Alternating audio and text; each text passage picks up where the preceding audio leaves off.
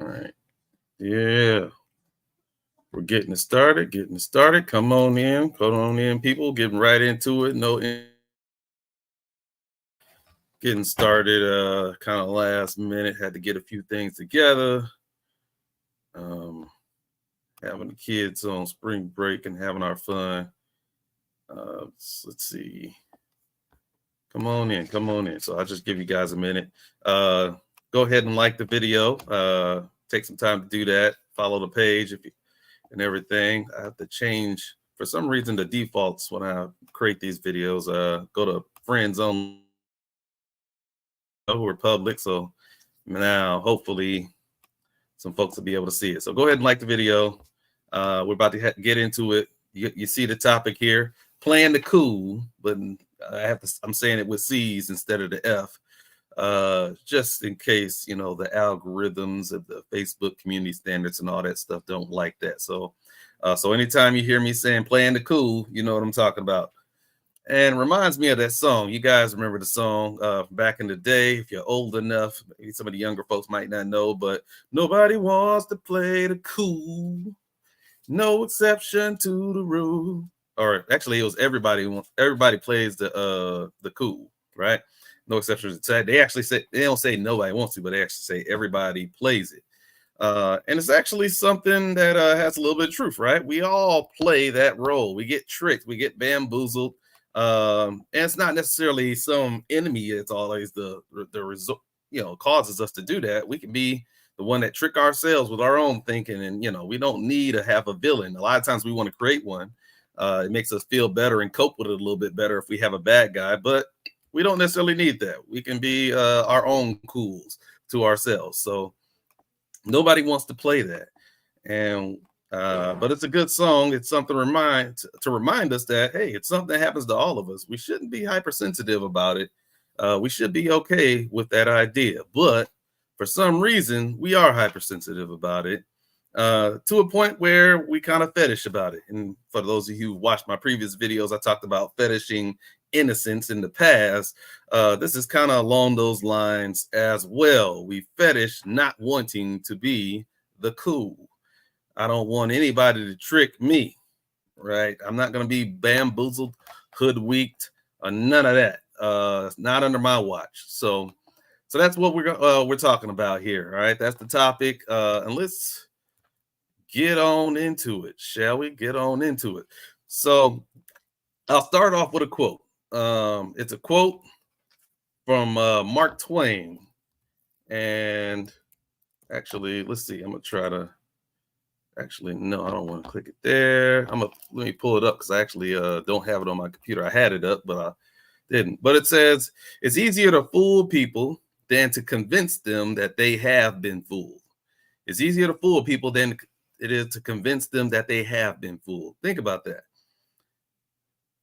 If let's say somebody has been fooled, right? They've been tricked, they've been bamboozled, hoodwinked, and you realize this, and you want to be nice, you want to be friendly, come over to them like, hey, somebody over here fooled you. Is it easier for you to do that, to convince them that they have been fooled, or is it easier for you to take advantage of the situation and go ahead and further fool them yourself? What Mark Chains is suggesting here, it's actually easier for you to further fool them and take advantage of it for yourselves. You know, because people are so resistant to wanting to think that they have been fooled, they have been bamboozled. They'd rather continue down that train, double down on things, and allow you to continue to fool them and profit and benefit in whatever ways you want to, than to protect themselves and turn around and head the other way. Psychologically, it's just too harmful to understand that I've been tricked. Ugh, why does it hurt so much? It's kind of like when you stub your toe walking somewhere. It's like, you want to get mad at somebody, right? At least if you step on Lego or something from one of the kids, I'm like, I can get mad at them kids for leaving their toys out, right? But if we stub our toe and it ain't nobody fault but our own, and you get mad, it's my fault, and I ain't got nobody to be mad at. You just got to sit with that and fool. I can't blame my husband, my wife, my girlfriend, my boyfriend. I can't blame nobody else but myself. And it just makes it simmer a little bit more. Why are we that way? Why are we that way? Oh my goodness, why are we that way? Well, let's talk about it. So I'm gonna go there. I'm gonna go a little indirect way to talking about the subject. This is gonna be a good one, people. So pay attention. Hold on to your seatbelts. Strap in. We have a good structure discussion ahead of us, and it's gonna go pretty deep. And again, as always, I'm always talking about stuff that other folks ain't talking about, right? But it's conversations that need to be had. And if nobody else is having it, we're gonna have it right here. That's what we do at Ask Russie.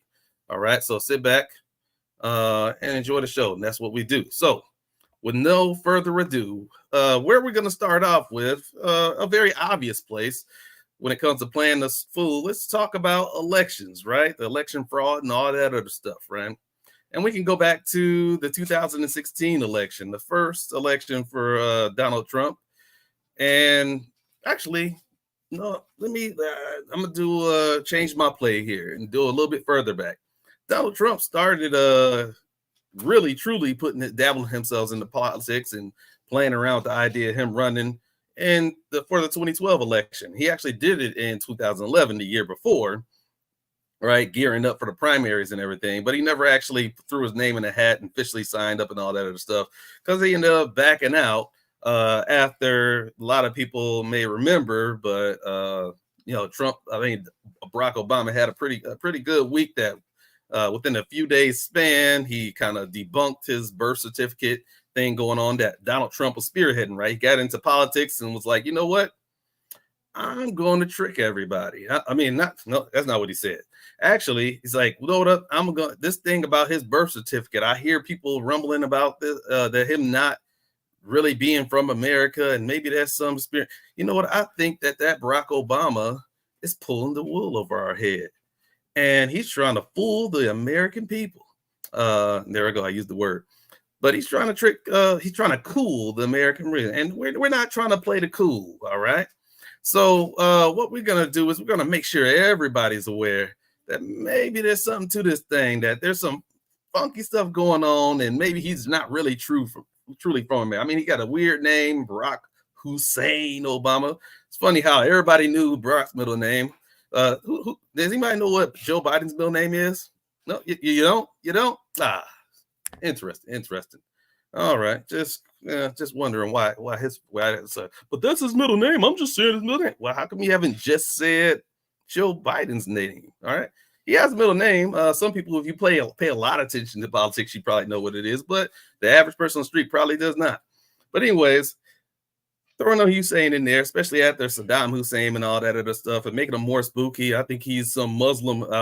Trump was saying that maybe his birth certificate says Muslim on it. He's trying to hide it from us, right? We're not going to be fooled by it. We know you're up to something. The fact that you won't come out with it, right? We're not going to be played the fool. And so he goes on for a whole year, or now it might have been even longer. I'm not sure exactly how long it was, but he went for a very long time, flying all over the place, getting a whole lot of press and attention and stuff, and ratcheting it up. Half the Republican Party were kind of buying into this stuff, according to polls. And turns out Barack Obama finally slams his long form on the desk and says, bam, take that. And all that effort in trying to not be fooled, to play the fool, to try not to play the fool, you end up getting fooled in the end. And that's pretty ironic that and all that trying to avoid being a fool, somehow it came right to us. It smacked folks right in the face. Regardless of that, I mean, he still ended up he dropped out of the race then because that was embarrassing. Barack Obama made fun of him at the correspondence dinner after that. And even when Trump was in office later on, he didn't even go to the correspondence dinners, probably because, he has a sore spot in his mouth from that event back then. But despite all of that work trying to protect folks from being played the fool, and in the end, fooling a lot of people in the process, getting a lot of folks hyped up on it. And then afterwards, a lot of folks denying that I'm not a birther. I never believed in that. And all this other stuff, right? But then a few years later in 2016, as he actually does run for election, he actually does put his name in a hat. Then some of the same people are supporting him all over him, saying, hey, Trump, your instincts, they're right on point. I mean, they weren't on point about the birtherism and stuff, but hey, they're right on point. So that's quite interesting thing. And that's what I want to tease out here, how our attempts to try to avoid playing the fool makes us become the fool. And I can continue on this Donald Trump thing with the election fraud and conspiracy stuff, right? If you're a lot of folks associate that with the 2020 election, but if you remember in 2016, Donald Trump made the same claims going up before the election ever happened, said they're going to cheat. They're going to cheat. They're going to cheat, right? No evidence that they're going to cheat. It's not no videotape of some Democrats in the back room saying, hey, we're planning on cheating. I want you to go over here. Nope, none of that evidence showed up or whatever. It was just saying, hey, be ready. They're going to cheat. And actually, I actually have a Facebook friend. I don't think that person's watching this video, but if you happen to be watching this video, I'm not going to show you what your name is or anything like that. So it's not about you personally, because you're not the only person that had these opinions, but I'm just using you just out of convenience because you're right there. But this person in 2016 said, I don't know why everybody even bothers talking about who to vote for and who not to vote for. Y'all really think our vote matters? Hashtag, yeah, right. They've had our next president picked out from the beginning. They only want us to think our vote matters, right? And this is April 12th, 2016. That's actually during the primary. If you remember during that time, Hillary Clinton, she was in the primary doing, running things, beating, what's his name? Bernie Sanders, right? In the primary election back at that time. And everybody was calling her run for president a coronation at that time, kind of like, she was just going to walk into winning in office and all that stuff. It seemed almost inevitable that was going to happen. And so this message is sitting in that spirit. Somebody else in the comments even mentioned, it's like, yeah, Hillary's they say, just watch, Hillary's the one that's going to win. It's been determined. She was always going to win. And the person that wrote the original post says, yeah, I think so too, unfortunately. Right. So they know what they're talking about. They're saying, hey, it's fixed for Hillary Clinton. She's the one that's going to win. Your vote does not matter. And they're confident about it. Now, if they were true, Hillary Clinton would have won in 2016. Right. But did she win? No. So that should be proof to convince these people that, hey, maybe things aren't rigged and that maybe their votes do matter and all this. Not that easy, right? If the world would be simple, if they were that easy, but that didn't really happen. So that was back in April, and this is another post back in October, closer to the election, right? Elections in November in 2016, but this is how Hillary cheated Bernie out of the primary. Let me pause right there. It's not the whole post, but just to remind you guys, Bernie Sanders lost the election. A lot of folks were mad, thinking that and bottom line is, Hillary Clinton obviously has more sway as a former first lady with the Bill Clintons and all that stuff, has a lot more sway in the party. A lot of the folks in the Democratic Party, they know her, love her for years and years. They're a lot closer than Bernie Sanders are, right? So there's definitely some favoritism in the party. There's no doubt about that.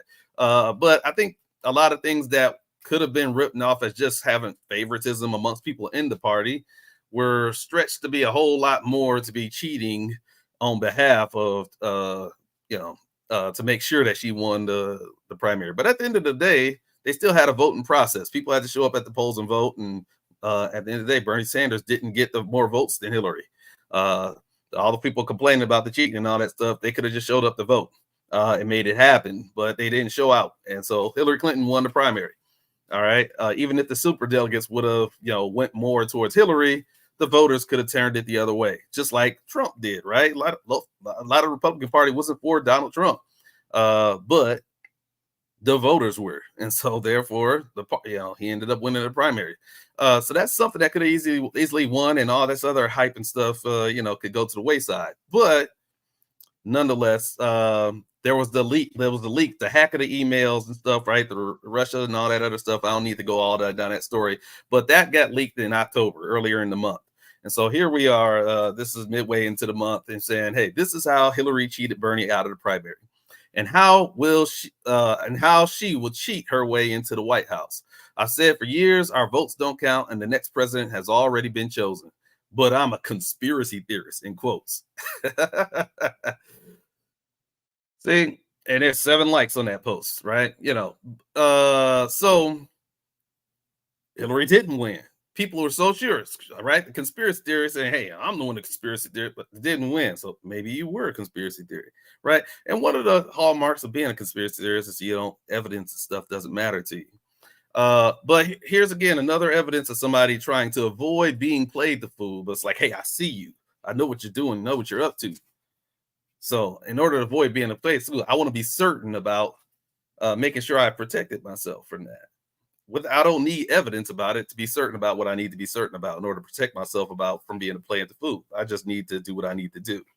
And in that way of me feeling like I've protected myself, somehow I end up being played the fool. Now, these people were supporting Donald Trump. And so therefore, when he won, even though they were fooled about the conspiracy theory on their from their perspective, they didn't pay a cost to that, right? They actually won by believing in foolery in that. So there was no negative cost to it. And so therefore, there's probably not going to be a change in their behavior going forward. So the lesson's not going to be learned later on.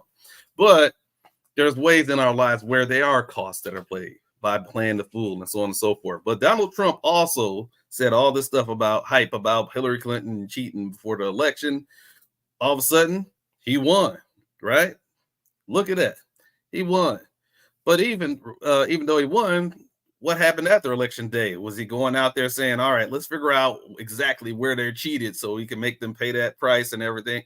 No, we didn't hear another word about the cheating and stuff, right? They was just like, hey, we won. Right, dance that thing all the way to the bank, right? And so everything moved on nice and silly, nice and plain. But now we fast forward. Hey, people, you watching? Hit the like button. Make sure you hit the like button. Thank you. I love you. But we fast forward to 2020, right? The next election. And Trump was even forecasting cheating even earlier in that one, right? It was in the summertime. He was already saying, oh, they're going to be cheating and all this sort of stuff. And then because of the pandemic and, of course, there's a lot of conspiracy and all that stuff. You ain't going to trick me with those vaccines and masks and stuff to control me, right? I'm going to protect myself from being the fool.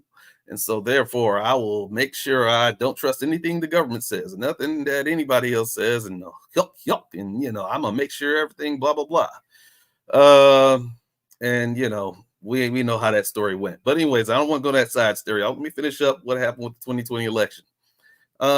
Because of the pandemic, though, there was a lot of changes in how we went to the ballot box, right? We had to protect ourselves. The information earlier on about the virus was in studies and research. It's a brand new virus, so you don't know what you don't know.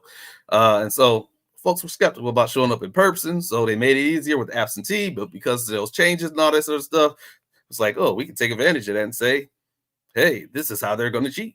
Right? We don't need the evidence. Simple fact that things changed, even if it's Democrats and Republicans who agreed to it. And in Republican-run states, if they agreed to it, it's perfectly fine, right? We're still gonna make it look shady, and all this other stuff. So all of that goes on, right?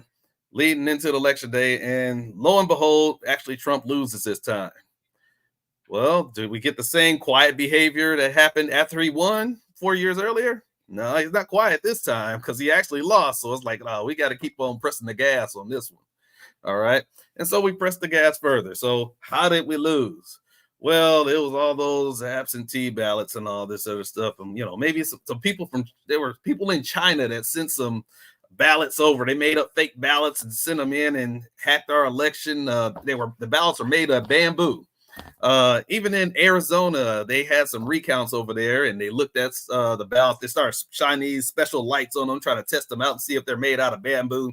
Didn't find nothing, obviously. But people make up stuff and say anything. Actually, the media, especially some of the right wing media, the Fox Newses, and what is it? The Max. I can't even think of all the names of them all, but those medias. A lot of times they will. They like to hype up that stuff too, because they can get away with it and legally get away with it without getting sued if they just say, reports say that, XYZ is happening. All you need to do is be able to reliably point to one person who actually said it, and you can just throw the caveat in front of it that it's reported that somebody said this. Reported, what does that mean? Anybody on the street, walking down the street, can say they saw that, right? And so it's going to be a lot of, they can basically throw anything they want up there. All they got to find is one crazy person to say it. And so they pushed a lot of crazy conspiracy theories.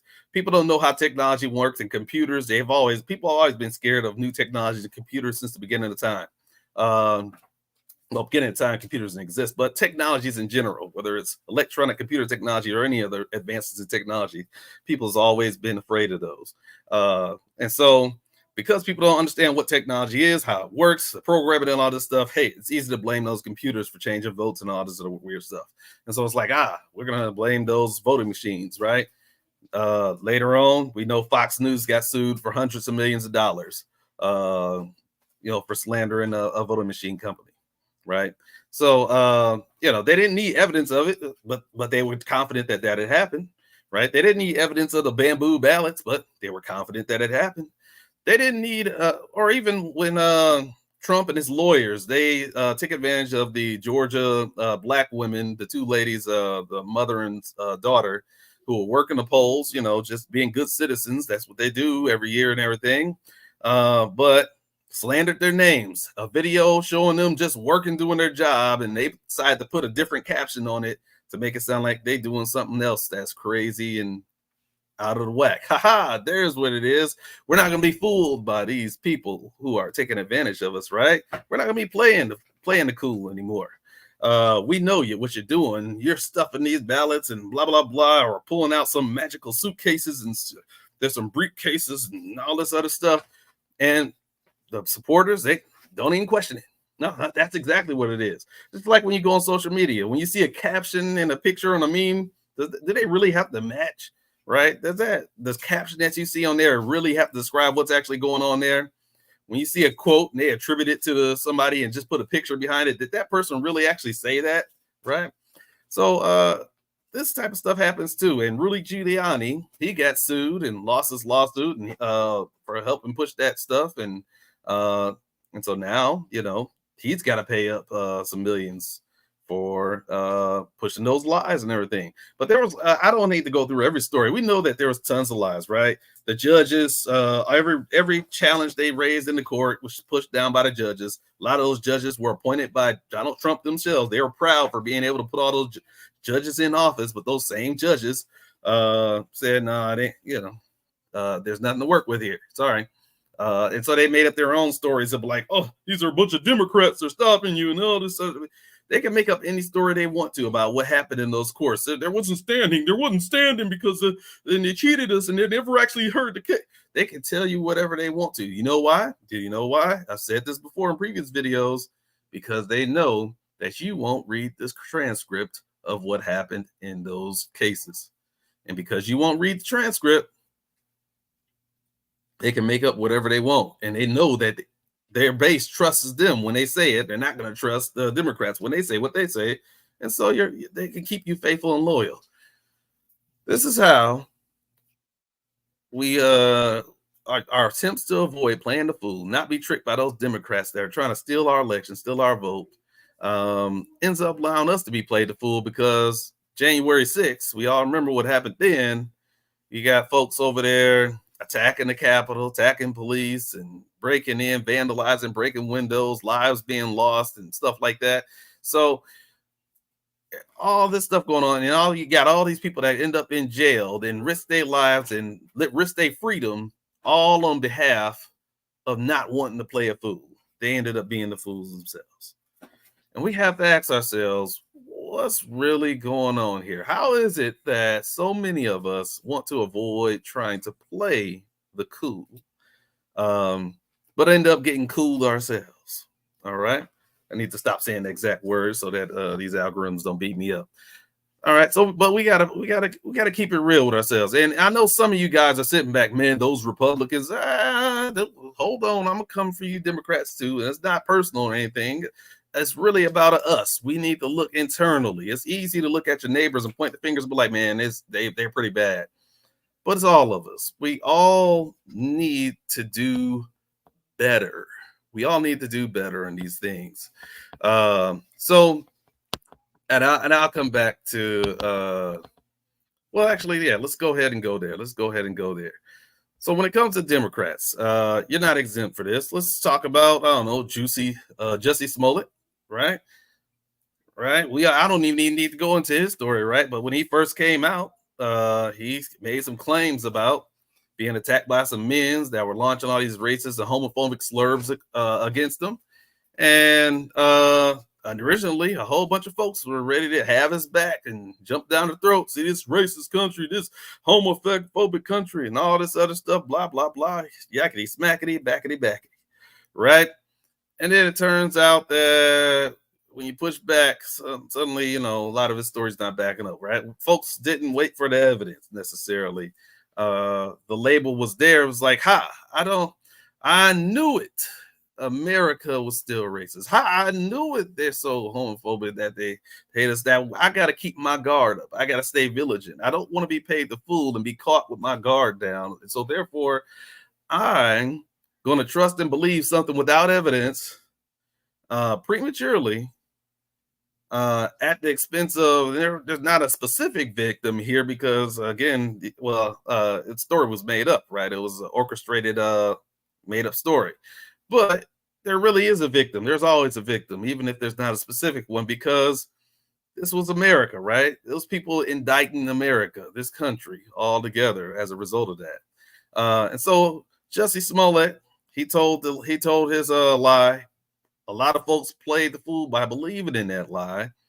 They wanted to protect themselves from playing the fool by believing in it, so that I could have my guard up, protect myself against this country who has all these different, racisms and homophobia and all this other stuff. But because of that, me jumping down that direction so quick and so hardly.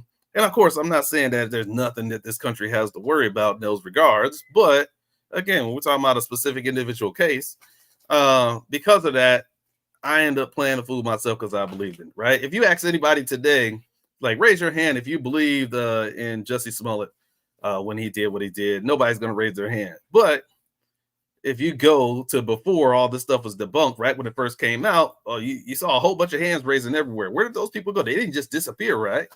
And so it's kind of weird and odd how things happen here, but it's not just the right, and I can pick any other church. There's always, for every ism there is out there, you can label, there's going to be people that it applies to and the people that it doesn't apply to, right? And there's always going to be some cases where, this really wasn't the case. Folks with premature jump down the throat or whatever, right? Even if allegations of assault, sexual assault and stuff like that, right? Even sometimes those aren't true, right? We have false allegations of those that happen as well. And sometimes in order to make sure that, we protect the victims or that we don't be played the fool and we have our guard out against those violent and aggressive men and stuff, right? We'll go to the opposite extreme of maybe believing all women. In all cases, no matter what. Now, and I understand when somebody comes to you for help and support and everything, that you support them and don't shoot them down, right?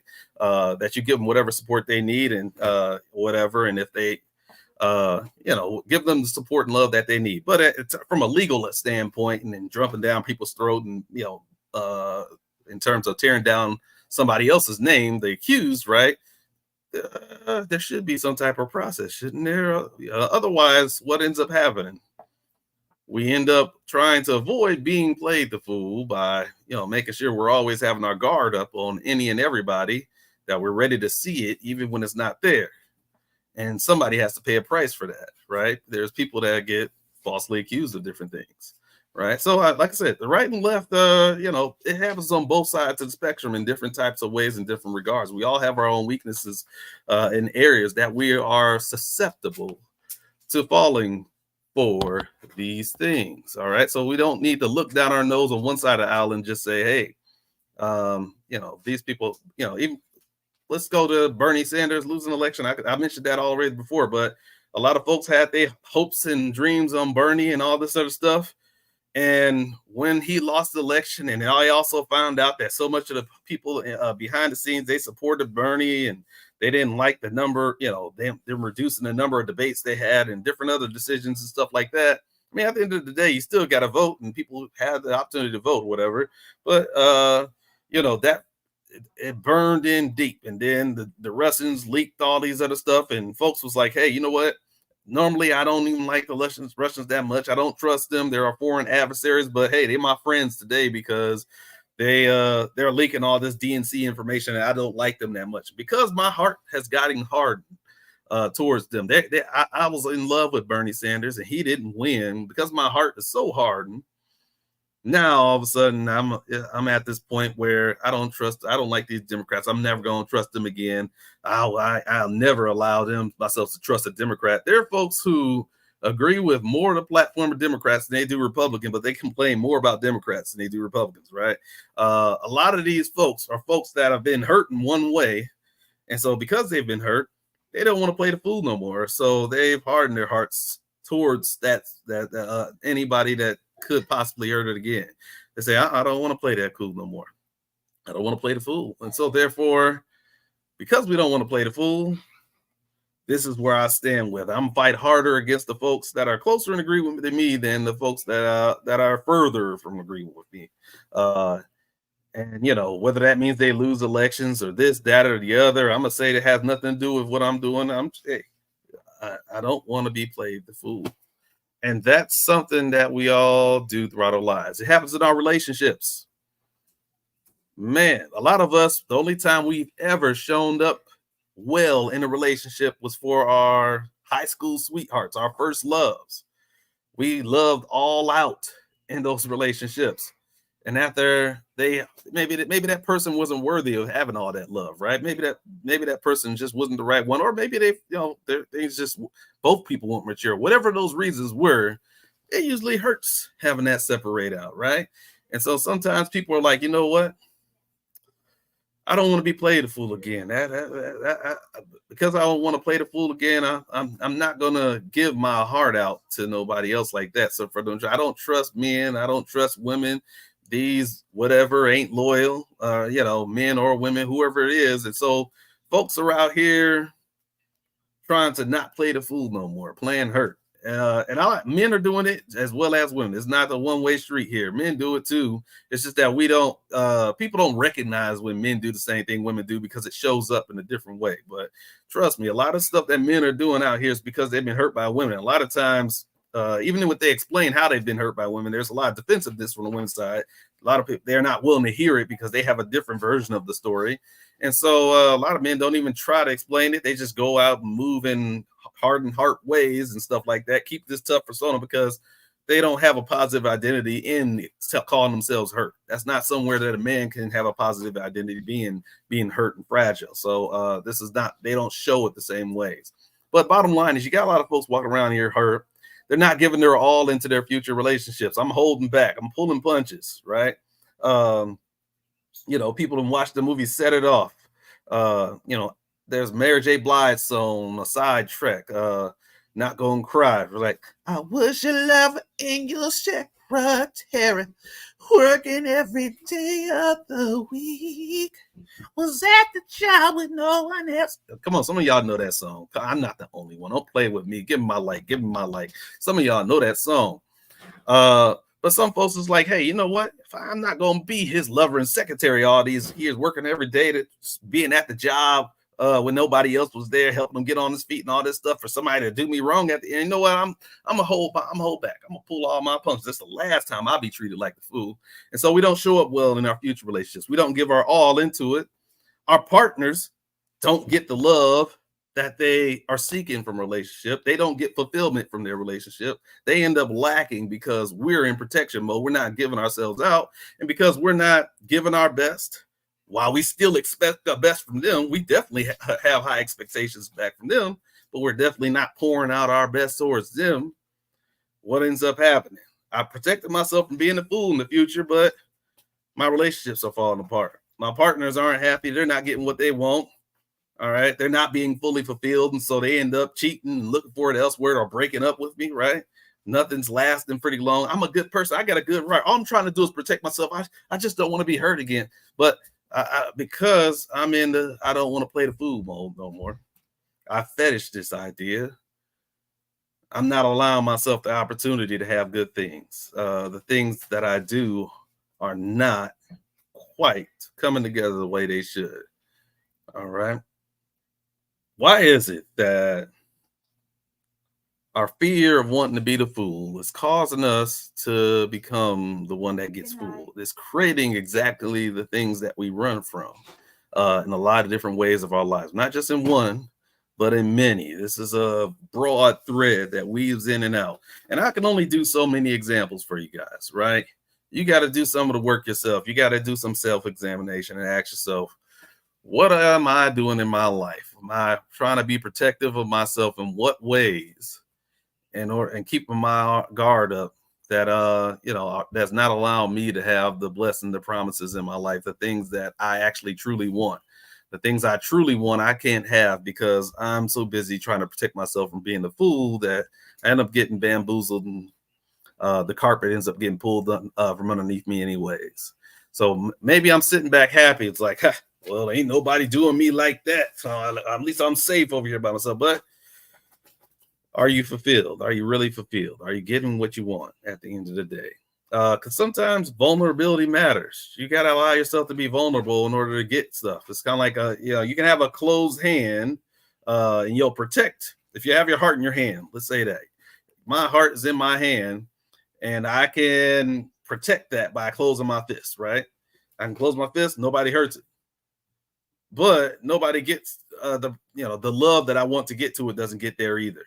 That's the other part of it. So, where does that put us? Is that truly a win? Is that where you want your life to be? Is that the win that you want for your life? Hello? Am I talking to anybody? Maybe it's just me. Maybe it's just me. I could be wrong. I could be wrong. I don't know. Let me know in the comments if I'm wrong. Please do. Please do. Because let me pull up my commentaries, all right, just in case. So you guys let me know if I'm wrong, if I don't know what I'm talking about. Chris, you might be showing a lot of patterns across society in a lot of different ways, but maybe I don't know what I'm talking about. Just let me know. That's all I ask. But is there a time we need to stop worrying about playing the fool?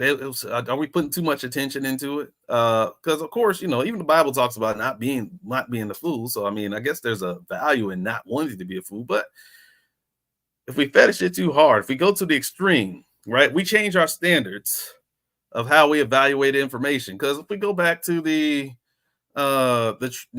Trump and the election fraud scenario type of thing, right? I mean, if you look at all the evidence, because there's accusations both ways, right? That Biden and the Democrats are cheating, Trump and the Republicans are cheating. Okay, which ones do we have the most evidence for? The one that they're actually prosecuting right now in Georgia.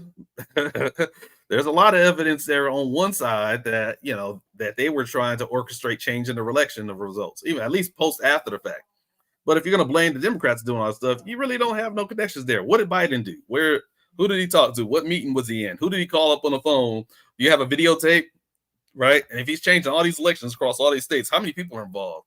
You mean all these people were able to keep their mouths closed and not say a word, nothing able to get down? Have you ever had somebody try to keep a secret before? You know how more people that know these things, the easier it is to get out. The same way all that evidence shows up from Trump and them on their side when they involve so many more people. You would expect the same thing to happen on the Democrat side, right? It's like, oh, well, that's just where the conspiracy theorist comes in, right?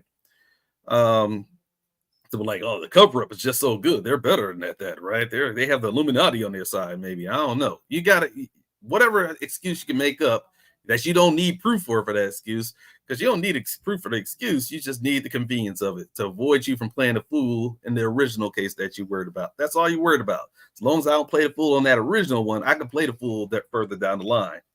And that's why the original quote from Mark Twain ends up being true. It's easier to fool people than to convince them that they have been fooled. Because if you try to convince them that they have been fooled, that stings too hard. That makes me feel too vulnerable. I was going to the extreme, protecting myself in the first place from that, and I'm not ready for you to open that wound back up and tell me I was fooled. Because Donald Trump and them, they raised some money. They fundraise, help us take back the election. Don't let them steal it. Give us some money now, right? They even fraudulently, did a lot of stuff with that. Was indicted about that. What's his name? Steve Bannon, and all this other stuff around it. A lot of folks was raising money, scamming, tricking, getting folks. It's easier to trick you and scam you than it is to convince you that you have been fooled, help you out, and actually make you avoid it in the future. And that's unfortunately just how things are. This is how people are moving. And it's not something new. Mark Twain's day, it would happen to be true because he ended up saying it back then. It's still true today. It's not something brand new at all. So this is just something we need to have self-awareness about. Now, the next thing I wanted to say, to connect it back to conspiracy theories, all in general, whether it's the conspiracy theory of elections being stolen, right? I can make this conspiracy theory about the election being stolen in order to fool and trick people into supporting me to steal it back when I'm the only person really doing stealing, right? That type of stuff happens all the time. I can then justify, call somebody else's extreme, raise up yo not wanting to be the fool of the fences, so that I can be the one that's actually the extremist. Hello, does that ring a bell, people? Uh, but conspiracy theories do this all the time. Okay, and it's been done repeatedly every time Trump runs for election. Whether it's the birtherism, he didn't fully run then, but he was over there flirting with it. Whether it's the first time when he had he gotten beat by Hillary Clinton, he would have went all in that time, but he won, so he didn't. But in 2020, he lost, and so therefore he went all in. In 2024, he's already forecasting all this stuff about cheating and all this stuff, so he's getting ready to repeat. We're going in slow motion towards repeating ourselves.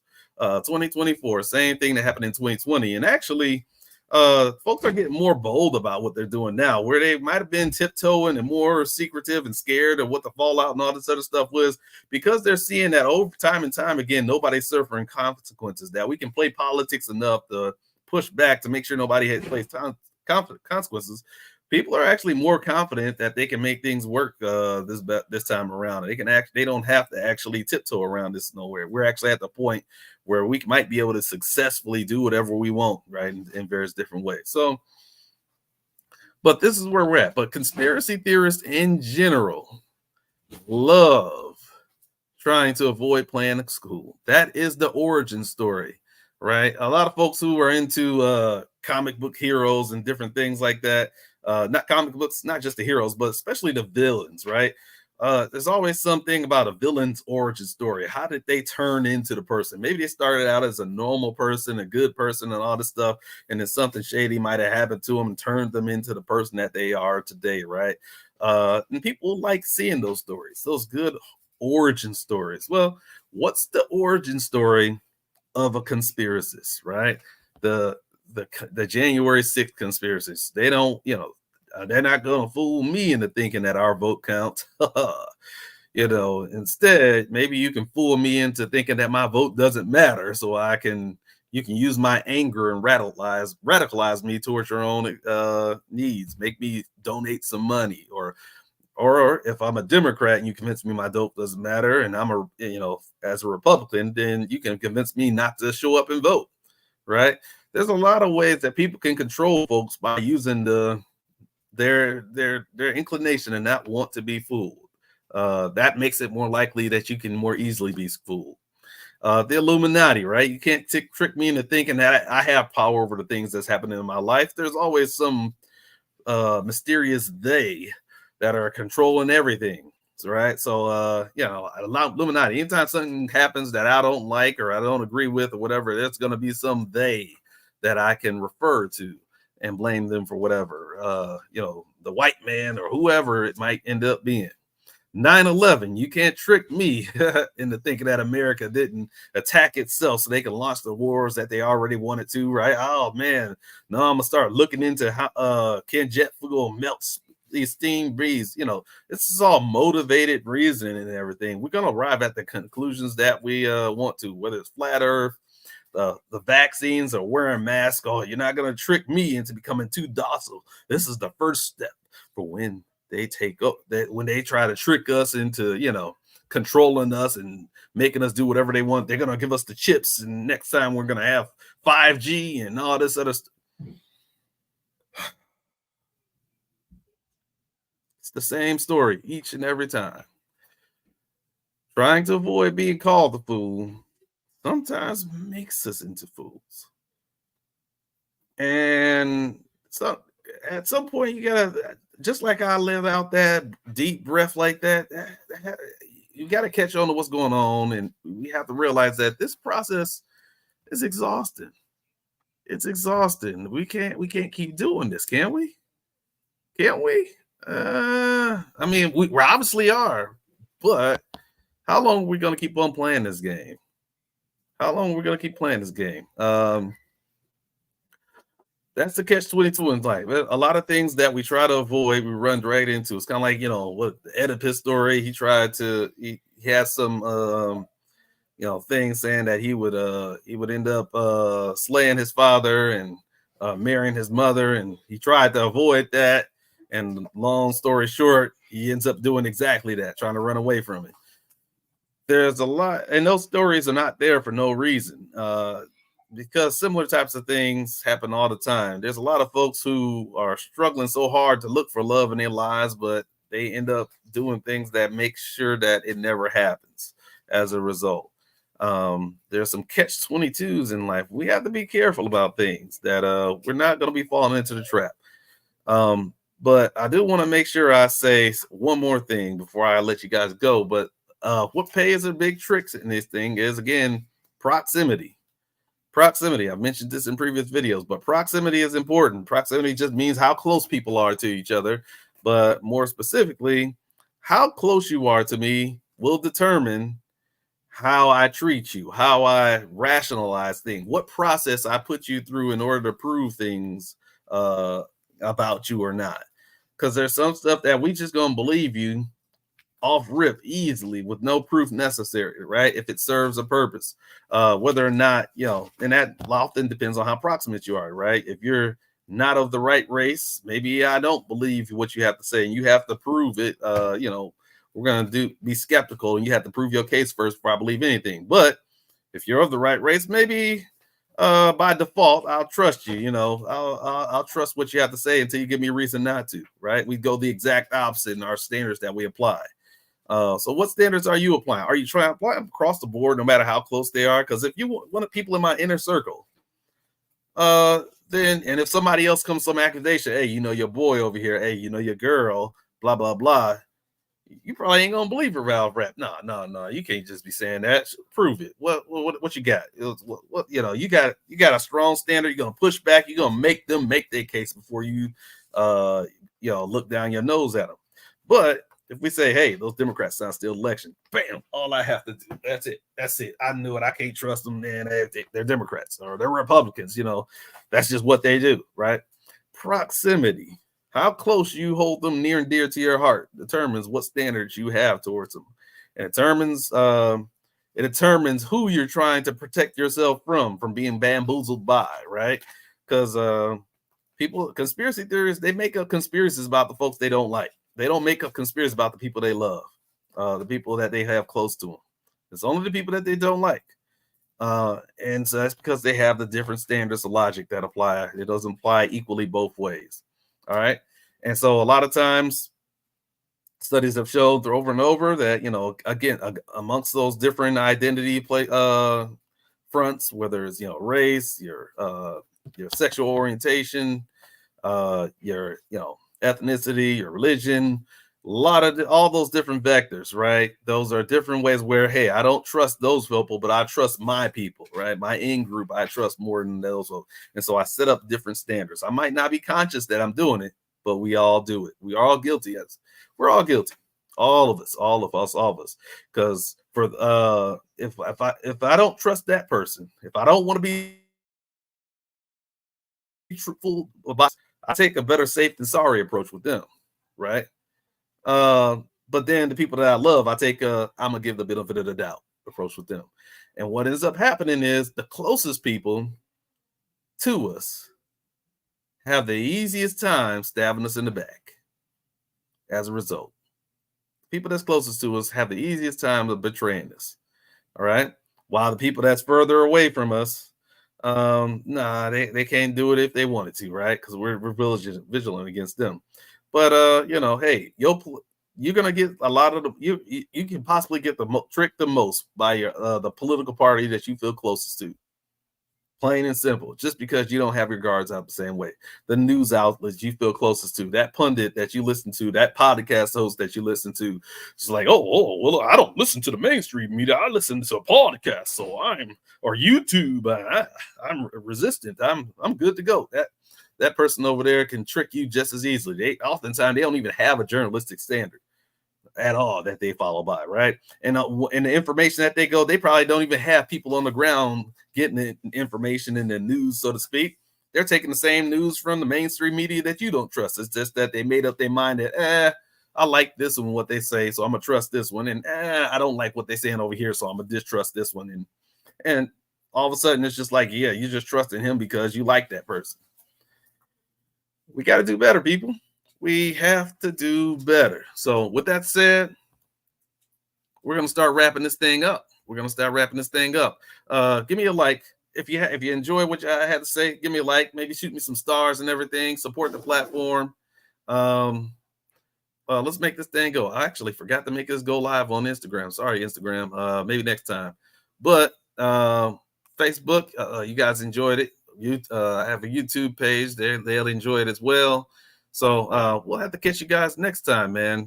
Follow the page, keep in the loop and everything.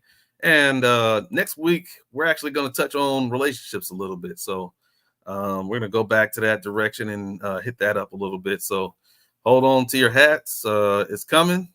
But until next time, take care of yourselves and each other. Peace, love, hair grease. Let your soul grow. And we are gone. We out of here. We out of here, people. All right, it's been real, homie. Thank you. This means so much to me. And you know what? Where's my we out of here music at? I thought I had we out of here music. What happened to my we out of here music? Oh, there it is right there. Let's get it.